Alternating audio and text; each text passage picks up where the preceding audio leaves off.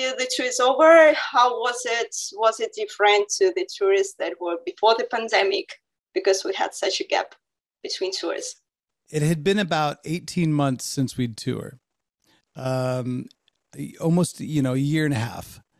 And I thought that we would be a little bit rusty going in on the tour because we hadn't done it for so long, and we were so used to doing it every single year since I've been back in the band with Alice since 2012.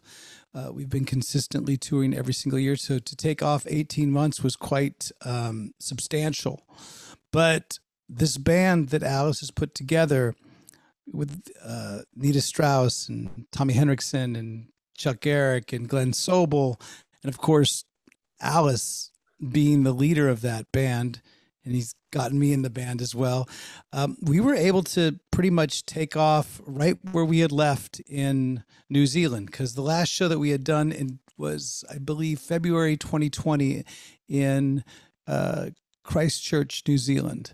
So we came back very, very strong, I think, because we did change the set with a few songs. Most of the songs that were the same that we played in New Zealand, but we did add a few new ones. And then along the road, we added some more new songs just to, here and there freshen up the set. So I was really proud of the band, and obviously every single show that we do, I'm always impressed with Alice and how he can continue to perform at such a high level.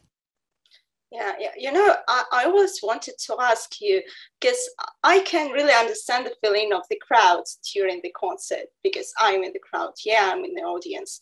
But I really can't imagine, I can only guess what are the feelings for the musicians in this situation. So I guess it's a kind of a drug, isn't it? But it was reciprocal. It was going back and forth because we saw and we felt and we heard the excitement from the crowds because we hadn't played in so long.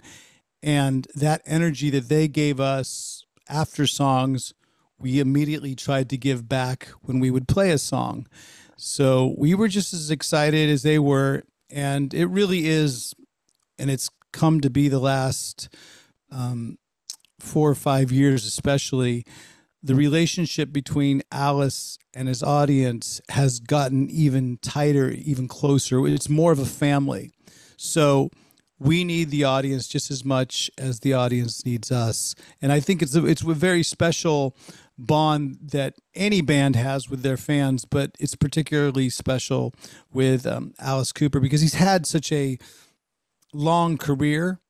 There's been generations of fans that have been following, and some stop following and then they come back and start following again.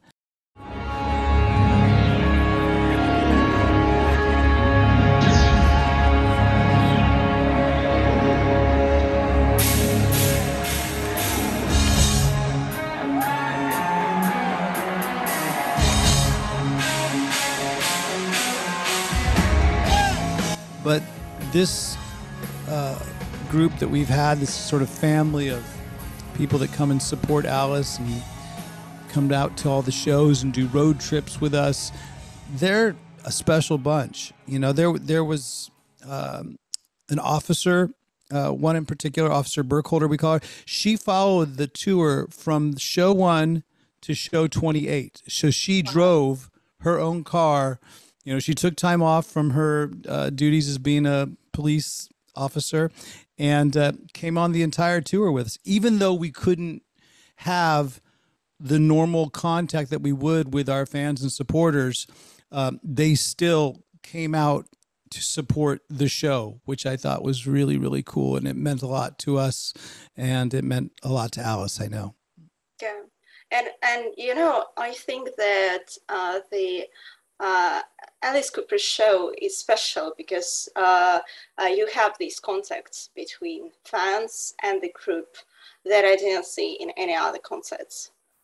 Those tricks by Alice, this well, it's part the way Alice explains it is that it's part vaudeville, like sort of like a low production sideshow. It's part high tech because we have really good sound and lights. It's part musical because, well, it's mostly musical because that's all it is. Why Alice number doesn't talk three? in between songs. Why are you talking Huh? about music in after those two? I mean, that's, I guess, the Because most wonderful at the end, shows. well, okay, but at the end of the day, people do come to watch this.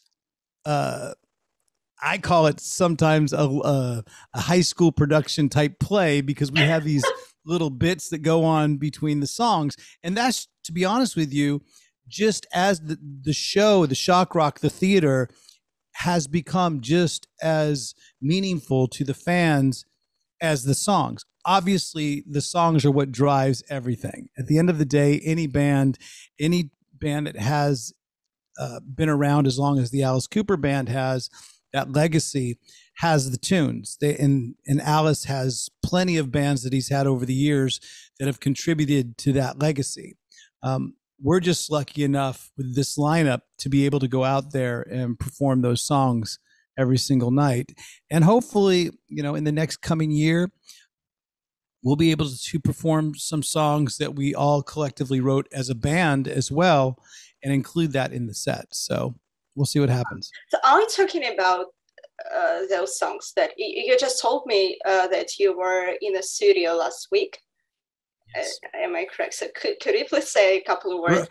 Yes, right off the heels of our last show. Literally, once we played the last note of the last show that we did, which was a killer festival that they had down in Atlanta, Georgia. It was called the Shaky Knees Festival, and there was some amazing artists that played. Wolfgang's Mammoth played. The band Garbage played with Shirley Manson, and the Hives from Sweden played, which were such an amazing live band. And we got Portugal the Man played as well. We were one of those bands that were able to close out the night. I think the Foo Fighters played the night before us, but that was our last show. And we had a really, really good show, a good time. We didn't know how the audience was going to react because it wasn't a typical Alice Cooper audience, but you know what? They showed up and they were more energetic than we could have ever imagined. So right after those last notes, we flew to Nashville and we jumped right into the studio and started recording a bunch of ideas that each of us in the band have contributed and collaborated on. And we'll see what happens with the album. I know that Alice is promoting Detroit Stories right now. It's out. And we have a couple of those songs that are in the set. But come 2022, he'll probably be talking a lot about this band album and this road concept album because the songs truly were crafted and put together while we were on this tour. So there's a lot of cool, there's a lot of cool ideas that we were able to put down in a very short amount of time. And it's got the classic collaboration of Alice Cooper and Bob Ezrin working on it. So us as a band, we're just excited to be in the room and contribute and give what our ideas coming to life in the studio. So it's pretty cool. Wow, I'm looking for it. Why have I asked you? I'm dreaming to listen to it, and really, I'm dreaming to see you guys in Moscow. And my main question was when you will come to Moscow. I know it's been a few years, hasn't it? I believe it's been. I want to say it was. You was were it Motley in 2013, I guess. It's been since then. I thought did we come there on the Motley Crue tour or not? Did Motley Crue come and play? Because it seems to me like it hasn't been that long, 2013, but man, either way, I know we need to go there. I would say it was too long. And I've always had a really good rapport with Russian rock fans. I feel that the energy that the Russian rock and roll fans, music fans in general, give is so positive and so amazing. And so, and it's like, to be honest with you, it's no different than a really exuberant crowd in South America. It's just a different continent. It's just a different type of, it's actually the same reaction, to be honest with you. I would say that the excitement that we see from Russian crowds has that same sort of level of passion that I would say Italy, Spain, South America, pretty much France. I mean, anywhere around the world, if you're an Alice Cooper fan, you're into it and you're into the songs. And we love to hear you guys singing back whatever language you're singing back in.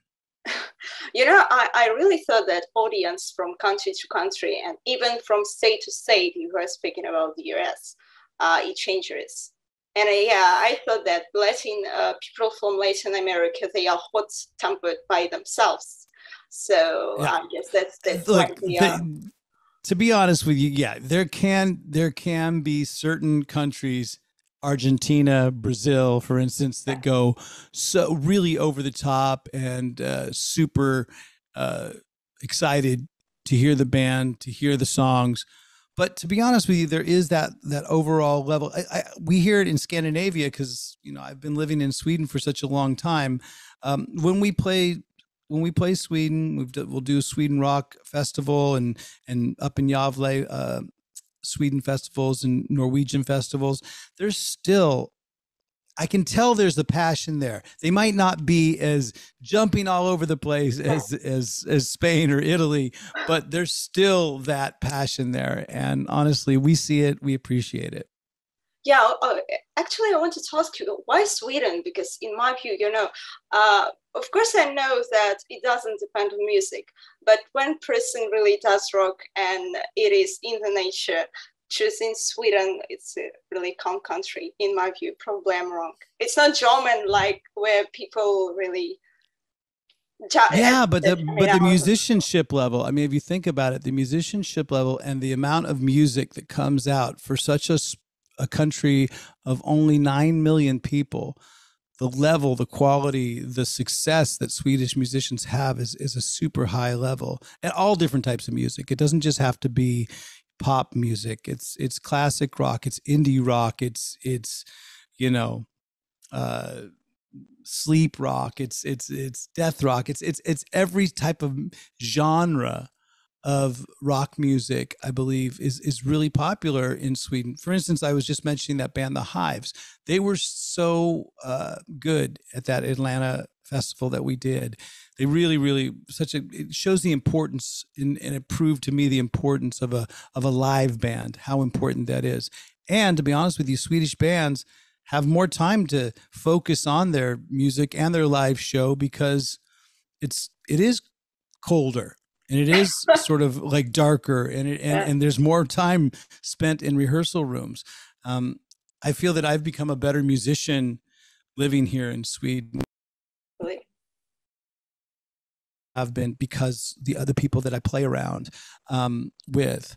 I was in a Swedish band called, I put together my own Swedish lineup of Roxy 77, my solo band, but I was also in a band called Casablanca with Swedish musicians as well.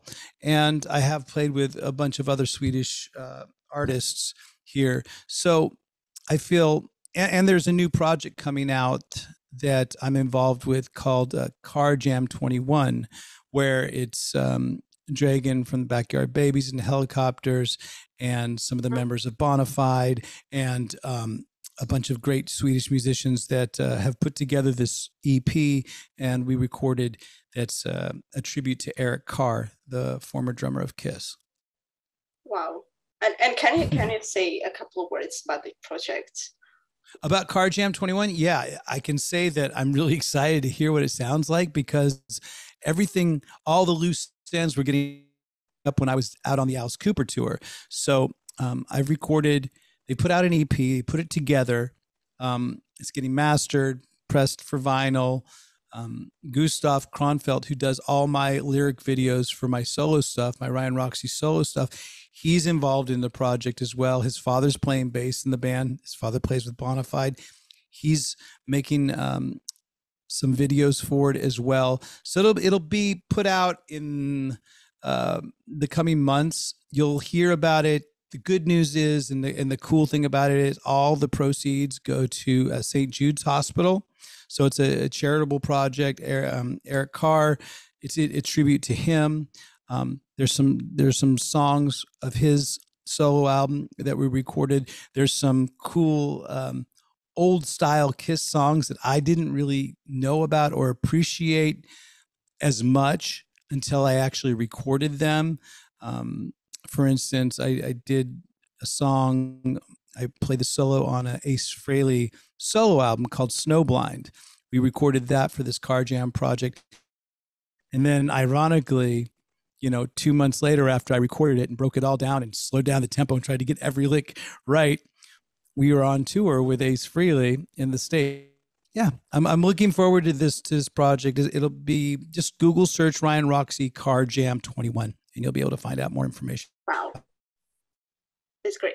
So, I wanted to change the topics a bit because, when we're talking about music and music as a profession, I guess the childhood plays a great role in this. And I know it's true for you because you were talking about that you're from music family and you were playing since you were really little.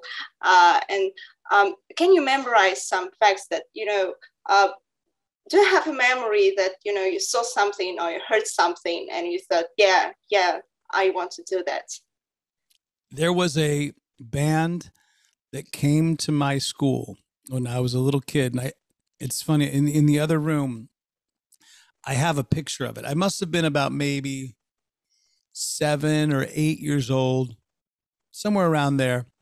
And it was a rock band that played and set up right in the middle of our classroom.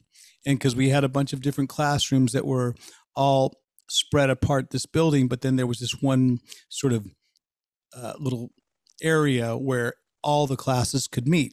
And they set up there, they set up all their amplifiers, and they were a rock band. And I remember to this day, they were called Orange Crush.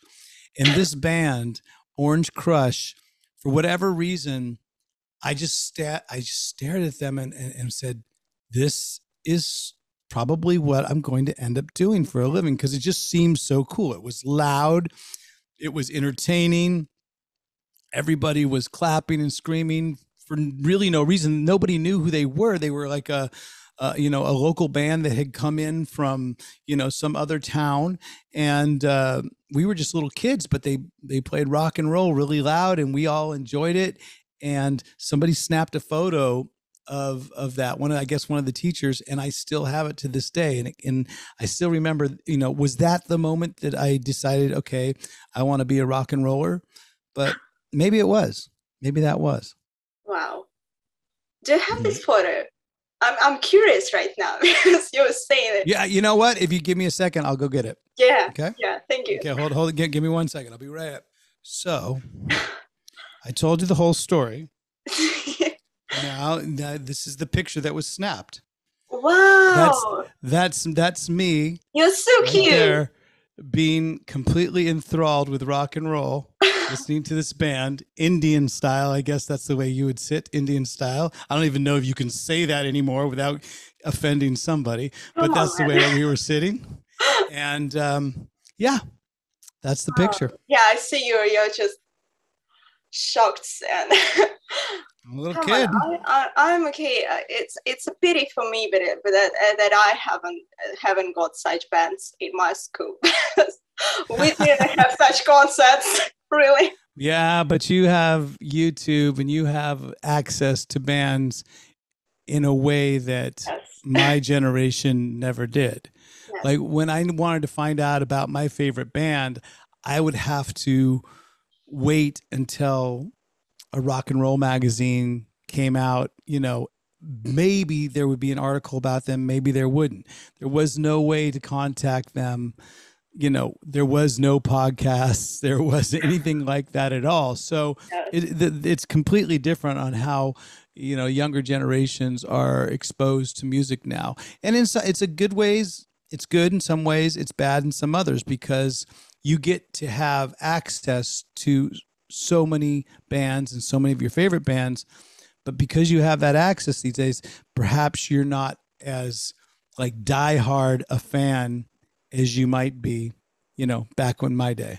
Probably, yeah. I had such a question because do you think that the sources of inspiration for young people to start to do the music are different? For example, for pioneers, yeah, for your generation, for young people right now. Well, even the generation before me, the musicians that I listened to back in the 70s, I feel that they were probably a bit more creative. I feel that some of the musicianship of those albums that I was really influenced by, the early Cheap Trick records, early Aerosmith, obviously any of the Beatles albums, but those types of bands, they were just great. And I think, unfortunately, with the technology that has all the advancements in technology, the drawback is the kids have more choice today to do so many other things. And the attention span has gotten shorter. So it's a shorter attention span with more options, right? So in my day, it was like, if you chose to play guitar, there wasn't a whole other lot of stuff to do besides playing that guitar. But now, if you want to, you know, play guitar, it's one of many things that you slot into your day. You slot that in with, you know, playing this video game, or maybe doing some computer graphic work, or doing Or some TikTok, sort of or some sort of filming, some sort of, you know, some sort of computer-driven work, whereas the technology to learn guitar is there, and you can learn guitar much faster. It's just that, like I said, it's not as focused, and that's what you do. Whereas when I was growing up, that's what I did. I practiced guitar a lot. I practiced in front of the mirror a lot, a lot of air guitaring without even my guitar in my hand. I just played along with albums, and, you know, I went to sleep listening to albums and not songs and not playlists. That's another sort of drawback of the technology, is now that if you like a band, you'll have 1, 2, 3 of their songs on your playlist, which has a whole bunch of other bands on it. Whereas when I liked a band, I would have the album and listen to it track 1 through track 10, and then repeat it. Track 1 through track 10, track 1 through track 10. And so that's a little bit of a difference too. Yeah. And do you feel the difference? Probably the value of the music, because in your time, for example, you had vinyl or discs then, but now we have computer. You know, the feeling, I mean, it's the same with the books. Either you read it in a traditional way, or you, I get it. Yeah, in the computer. I get it. But at the same time, I try to create my own experience now, the same way that I would have done it when listening to an album. It's just, I do it online. So when I do like a band, I can listen to their videos, I can watch their videos, I can listen to their songs on YouTube, for example, but then I can go to their Wikipedia page and I can read all about the band. I can discover more bands that they were influenced by, and I can go down sort of the chain. So I have that experience. It's not the same tangible experience that you have looking at a record album and just staring at the artwork and staring at the lyrics, but you can recreate it. It's, again, back to that thing of focusing your energy on one thing instead of getting distracted. And as we all know, the internet can be a very distracting thing. I guess one minute you're listening to your favorite band, and then next minute you're, getting a recipe for guacamole. Yeah. Actually, it is, yeah. But in your view, doesn't the attitude to music in general change during the career? In your experience, for instance, when you were young and now, does it change? somehow. Does what? The passion for it, or just probably the passion, just the attitude, the feelings towards music, because of the experience you have? Yeah, I think the biggest difference that happens is once you've been doing it for as long as I've been doing it, you listen to music in a different way than you do as the first time you heard it. The first time you heard it, you didn't know how to play it. So you were just amazed by the sounds and the feeling and the voice and the pure, the more and more you are in it, in learning the songs and playing the songs and getting into the music, then you start to listen to it in a different way. You go, oh, well, what kind of guitar do you think he played on that? Or what kind of microphone do you think he mic'd that amplifier up with? Or what kind of, let me see if I could get that same vocal sound the way he got that vocal sound. So you listen to music a little bit differently. You listen to it a little bit more objectively instead of just listening to it for what it is. And is it a drawback? I don't think so, because I still appreciate a good song. A great song is a great song. Anything that makes you move side to side and, or up and down, anything that makes you move. I like songs that make you move side to side more, or I like it when you can write a song that people can move side to side. But when you can accomplish that, or when you listen to something like that, it doesn't matter how they recorded it. It doesn't matter what guitars they use. It doesn't matter how they sang it. You just know that song, that band, does something to you. And that is the beauty of music, is that it's something that's, free. Now it's free. It didn't used to always be free, but now it's about as free as it can get. And it's a free feeling, and it can make you feel good. It can make you feel sad. It can make you feel a bunch of different emotions that very few things in life can, without the cost. Yeah. So you do listen to music, not really taking attentions towards how it is recorded. I try not to, but like when you're late, we're late in the game, like I am, where you've been doing it for quite a while. There's always a little bit more subjective feeling to it, but it's necessarily not a bad thing. Yeah, it is usually said that music is a creative profession. Of course, it is, but I guess that a part of these creative things, it is also an intense and hard work, because if you do nothing, you wouldn't be a musician. You should do it thousands and thousands and thousands of times to be professional. So for you, music is a profession, a work, or not, or both. I read something. It's funny that you would say that. It's funny that you would say that, because I read something today that said success is 5% brain work, 95% consistency. Oh, yeah. So, if you do something consistently and you do it, and obviously you have a good idea to start with, but then you follow through with doing it, then you do end up having success. I think music is no different. I think that if you can get into a flow, a repetitive flow of how you write music, how you promote music, how you tour music, you can be very successful at it.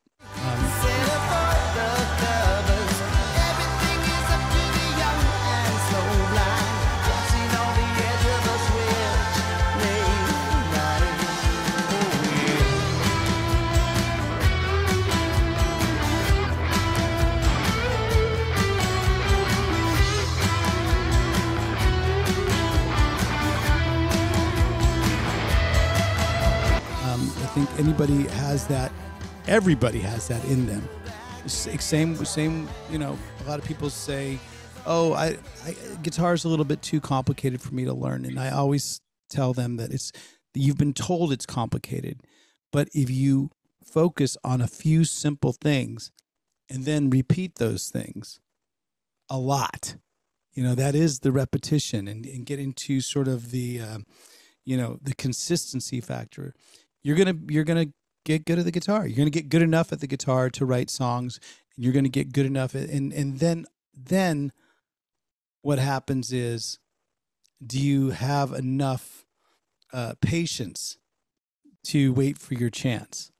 Because you have to be prepared, but will you have that patience? You have to be persistent and you have to be prepared, but will you have that patience to get, when that opportunity does come, make the most of it? And one of the opportunities that I got that I feel I've made the most of was, getting involved with Alice Cooper and being able to play with Alice Cooper, because it was one of those opportunities that has afforded me a lot of great things to happen for my life, musically and personally too. I know that you were working with Alice Cooper since 96. Am I right? Yes. From the 1996. There was a break there where I didn't do a few tours when I played with Slash, for instance, when my son was born. When I moved to from the States to Sweden, there was a gap of 5 years where I didn't tour. But since joining back up in 2012, I have toured consistently every single year with Alice, and hopefully we will ride it out into the sunset for as long as Alice wants to tour. It's always a question of, when will Alice retire? Well, I mean, if you came out to any of the shows on this last tour, or hopefully you're going to come out to one next year, you'll see that Alice shows no signs of wanting to retire. He's ready to go, and he's ready to perform, and he does what he does really, really good. Talk about, consistency.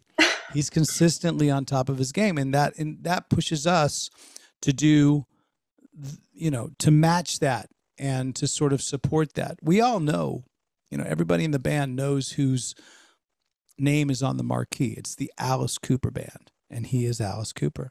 And our job is to support that. And I feel we do a pretty good job of it.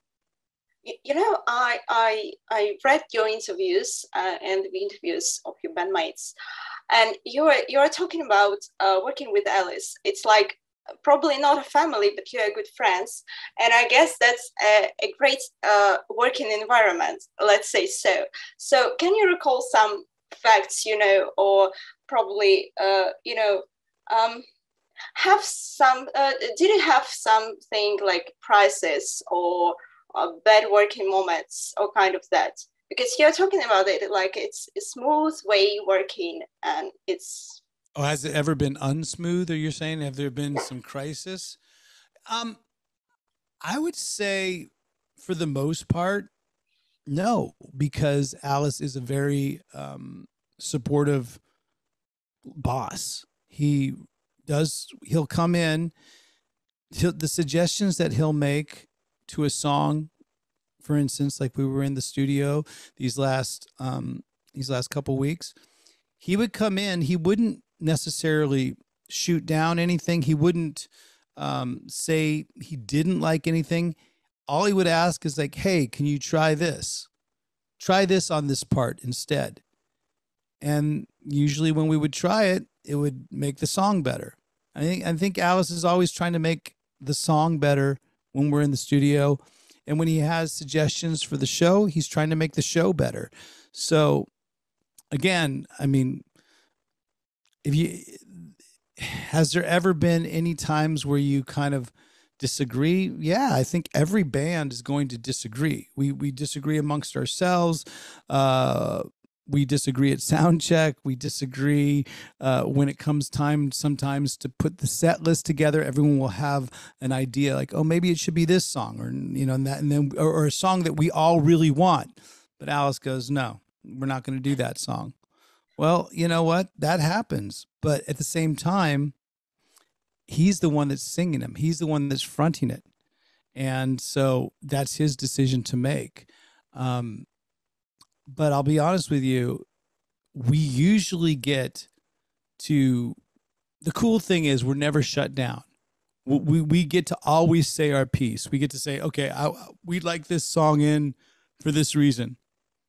Think about it. Let's try it.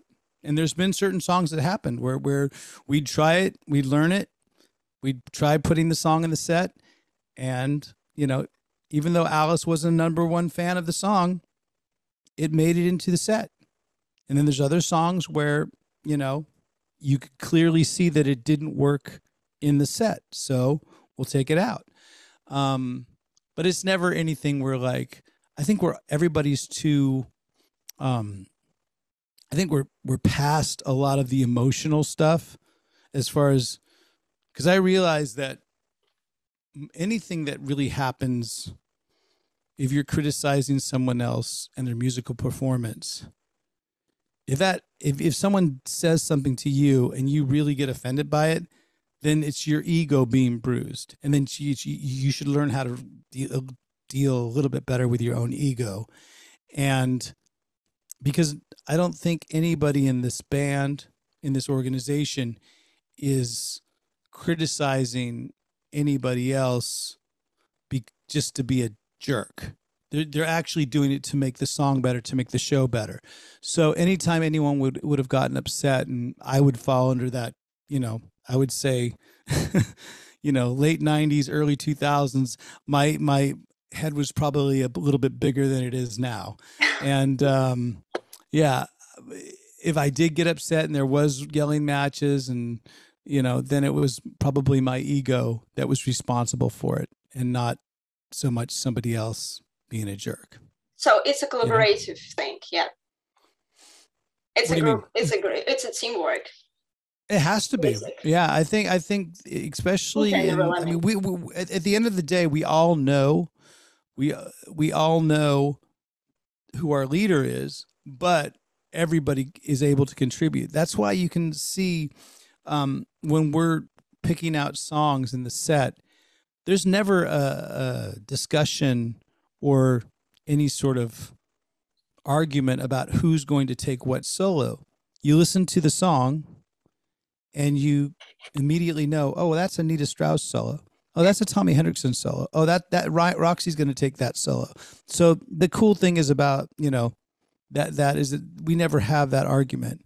And that's quite refreshing for a 3-guitar player band, because usually a lot of 3-guitar player bands are, well, I want to get this solo. No, no. It's like with the Alice set, you immediately know whose identity is going to be right for that song. So I guess from your talk, that Alice Cooper band is probably the best from the bands that you were playing with, have been playing. This lineup is definitely the most consistent lineup. I haven't been able to play with lineups longer. Any other Alice Cooper lineup that I've been involved with over the years, I've never played with any members as long as I have with this lineup. I think we're all really comfortable with each other. I think there's some great lineups that I've been able to be a part of. I mean, one of the best guitar players and most talented people I ever got to work with was Eric Dover in the lineup that we did with the Eyes of Alice Cooper album. Mm-hmm. Working with Eric Dover was a major, you know, it's one of those things that you're working with someone who you can truly say is a musical genius. And, you know, I'm no genius, but I'm smart enough to know that when you got a guy like that, you know, that plays so well and sings so well and performs so well, it's very special to be able to be on stage with him. So, I mean, and like I said, I've been lucky enough to play with some of the best drummers in all of rock and roll, you know, over the years, whether even outside of the Alice Cooper band, making the Slash's Snake Pit record, being able to play with a drummer like Matt Logg, just like a true musician, a true drummer, that's amazing, brings it and solid, everything you'd want. It's so important as a guitarist. You realize with different musicians. Well, yeah, but even more importantly, to work with a good rhythm section. as a guitarist, you should definitely appreciate your drummer and bassist that play whatever lineup you're in, because they are the foundation. The drum, it starts with the drums. I mean, Tommy told me this on this last tour, Tommy Henriksen, because he's a great producer himself. And he started as a bass player. Not a lot of people know that Tommy only started playing guitar in the Alice Cooper band when he started Alice Cooper. So he was a bassist always before. Wow. So not a lot of people know that. And he practiced his ass off. And he's gotten consistently better every single year, consistently more solid. And, now it's like you would never, ever think that Tommy hasn't been playing guitar his entire life. And the reality of it is he's only, he's seriously been playing guitar for, seriously since he's joined Alice Cooper band. So before that, I'm sure he played a little bit of guitar, but, bass was his instrument.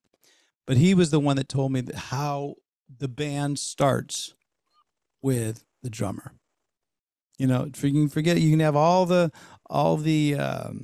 icing on the cake with the guitarist, and you can have a singer that's flamboyant and has a lot of charisma, but if you don't have a solid drummer, then you don't have a band. And luckily we have a really solid drummer with Glenn Sowell. He's really, I give him a lot of shit. I give him a lot of stop playing so many fills. Stop, just play more, this and that. But at the end of the day, the guy's just, he's a solid powerhouse drummer.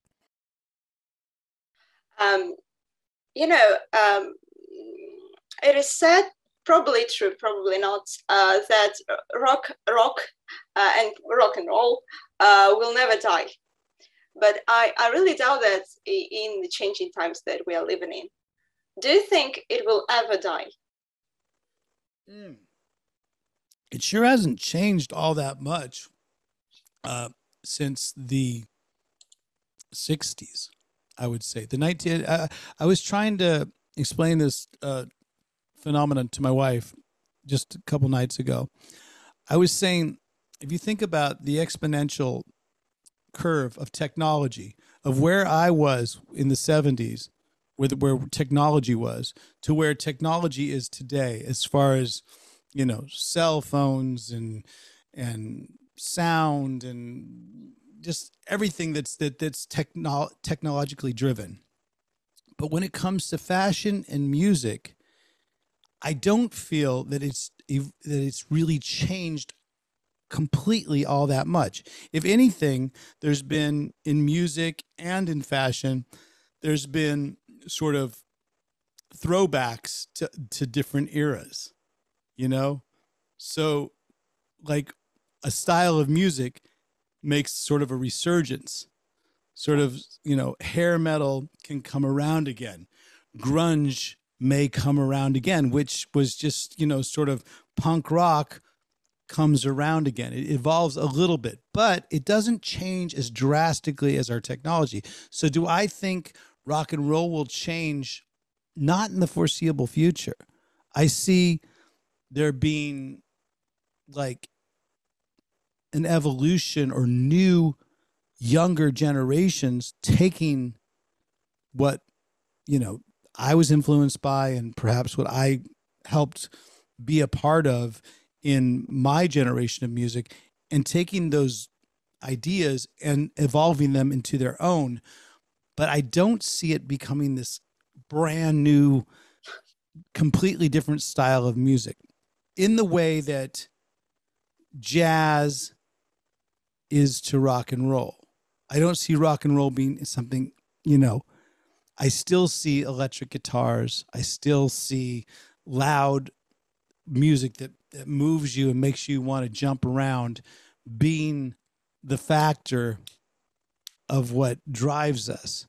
I could be wrong, but I honestly, for the foreseeable future, I don't see music and rock and roll becoming something completely different, unless someone comes up with some new instrument that evokes a whole new emotion out of us in the way that the way that the guitar evolved from being an acoustic instrument to an electric instrument.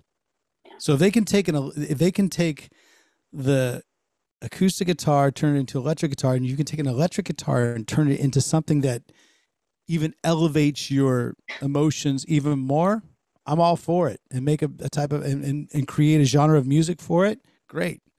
But you know what? I see for my future, I'll be playing my very loud electric guitars for as long as there's electricity on this earth. We'll hope so. At last, you were talking about patience in playing guitar. What the main advice would you give for young people who are trying to play the guitar and who are learning to play the guitar? You've been very patient in listening to all my long answers, so thank you for that. Exactly that. Exactly having that, I call it the 3 Ps. Practice your instrument, because don't think that anything's going to be given to you. It's like playing a professional sport. When you get into a league of a professional sport, I follow the NFL, so I follow American football. When you're in the NFL, everybody's great. Everybody's done the work. Everybody's a superior athlete. When you get to a certain level of being in a band and having success and touring and putting out records and consistently working and being a musician, everyone's going to be proficient to a certain degree. So you have to practice to get to that level. Having the persistence to keep on, going when there's so many people there's so much, you can view it as competition.